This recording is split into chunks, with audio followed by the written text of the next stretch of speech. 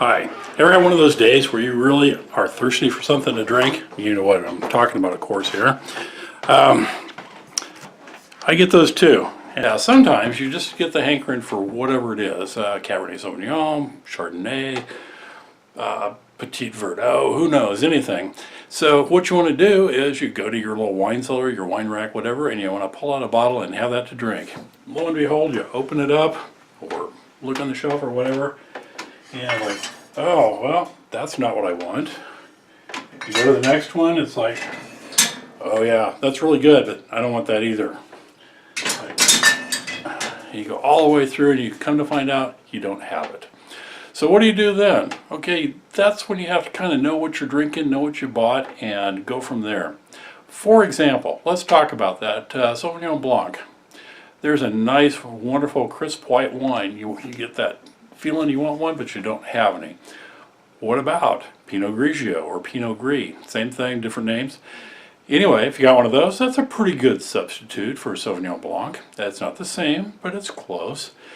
Cabernet Sauvignon, nice big bold red. What are you going to do if you don't have one of those? Well, there's actually, and you have to kind of hunt around for them, some really big bold Merlots. And if you can find one of those, it's a nice to have and reserve.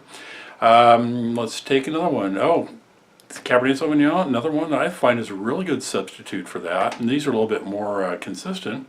You should go with a Spanish Tempranillo. Tempranillo being the name of the varietal. Some of your best ones come out of the Rioja region, and I'll put those names up for you. Actually, by this time I probably already have because I'm that good. Anyway, so that's a good substitute. The Rioja, for example, is very, very tannic. It's got that nice gritty taste when you're sipping it. And I mean that in a good way. If you like the heavy tannins, especially out of your California Napa Valley, kind of the old style reds, boy, they had some tannins in them. Well, interesting little factoid there. The oak that is used in the Rioja region is primarily American oak. It's not French oak. In spite of the fact that France is a whole lot closer, it's actually cheaper for them to use American oak in their barrels. So these are some of the things you can look at. If I don't have this, what could I have instead? Now, let's see what we got here. Okay, one of my personal favorites is Lodi varietals. Now, Lodi is a section of California. They have kind of their own unique style. Love them to death. And one of the best ones they have is the Red Zinfandel. Well, if you can't find a Red Zin, here's a good one. Yeah, well, that is a Red Zin. Anyway, if you can find a Petit Syrah, very good. Very, very similar in the way it's created in that region. And tastes not the same, but close enough where I would be happy with it. You kind of learn your wines, what you like, what is it you like, and then you try a bunch of others and see what you can find that's close to it. If you find one that's close to it that you think is pretty good, even though it's not the same, it's not your favorite, being whatever your favorite is, go ahead and buy that and start getting used to that. Kind of widen your range a little bit. That way you're not so locked into that single little tunnel vision thing and you can't have anything else but that or you'll cry. I hate people that cry when they're drinking wine. So that's something to think about. What is like my favorite wine? Let's go through a few of these I've got here. I talked about Merlot already. Now some Merlots tend to be a lot lighter, so if you like the lighter style, a little bit more to what I call, and this I don't mean this in a bad way, a little bit more watery on the mouthfeel. Some of the Zinfandels, red Zinfandels from regions other than Lodi, kind of have that characteristic. They can be more light and fruity, not sweet, but still kind of more fruit flavor, and a real lighter wine. It's softer on the tongue. It just kind of rolls off really quick, as opposed to something that's more like molasses or syrup. Now, when I talk about molasses and syrup, I'm thinking something like a Cabernet Sauvignon, or on the white side, a bigger, stouter Chardonnay. Those are ones that just they kind of linger on the tongue. I mean, they're not syrupy. They're not anywhere near that thick, but they have a really persistent flavor to them. So that's something to consider. Is the mouthfeel is what I'm looking for. Is the flavor, the actual flavor notes what I'm looking for? Is it something else? Figure out what you really like about a wine and then look for others that have those characteristics. That's how you're going to know what you like. But let's take some more pairings here. Not pairings, but comparisons. What do we got here? Oh, Bordeaux. There's a good one. France. One of the regions in France is called Bordeaux, hence you have Bordeaux wines. Now, what that means, Bordeaux wines are made from a blend of grapes. one of the main ones is Cabernet Sauvignon. So if you're a Cab fan, Cab Sav, go for a Bordeaux. If you got a Bordeaux there, try it out. If you haven't tried them before, definitely give them a try.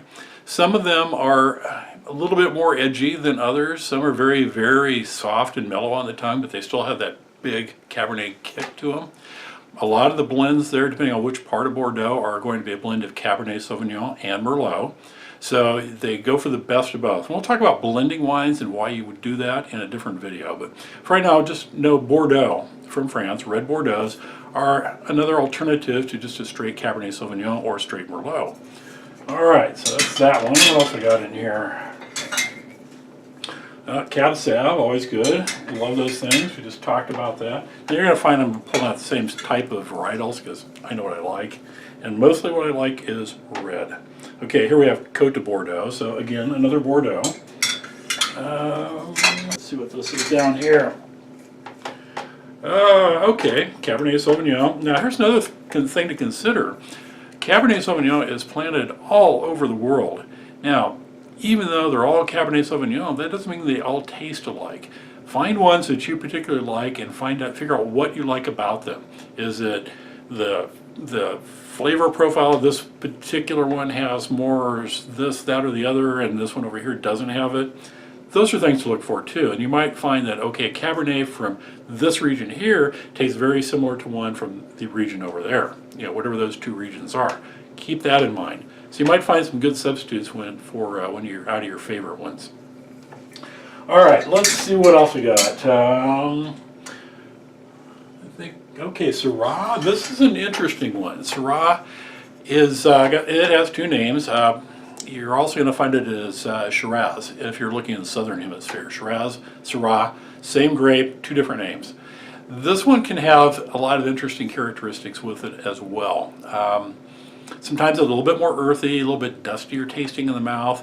Sometimes they're made very similar to a Cabernet Sauvignon. Sometimes they're made very similar to a red Zinfandel, for example, in the Lodi region, and when you're getting your fruitier, jammier ones. So Syrah can be kind of all over the place, and those are good ones to fall back on when you just don't really know what you want. Let's try something different. Syrah is always kind of you never know what you're going to get till you try it. And I like them for that reason. Now, Syrah is also used for blending grapes. You'll find them in the Côte d'Aron region of France. And that's another story too. But knowing the grape varietals from certain regions, the common ones or the required ones, can be real interesting when you see those same grapes made in a bottle of wine or blended together from a different part of the world.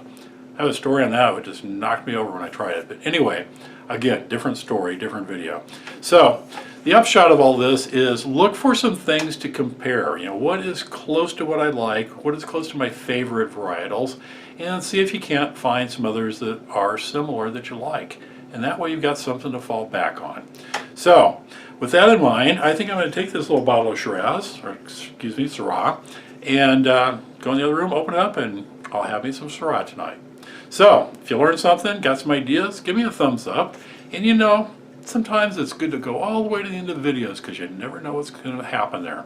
Anyway, I'll talk to you next time, and you have a good evening, and no glass, but cheers.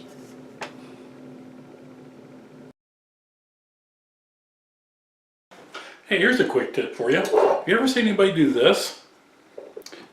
Take the corkscrew, go in about halfway, and then turn it around and pull it up with the idea that once they get it up halfway, they're going to pull it, screw it in the rest of the way, and oh my goodness, what did I get here? We only got half a cork. Don't do that. Go all the way down. Get that whole cork out, and that's your tip for the day.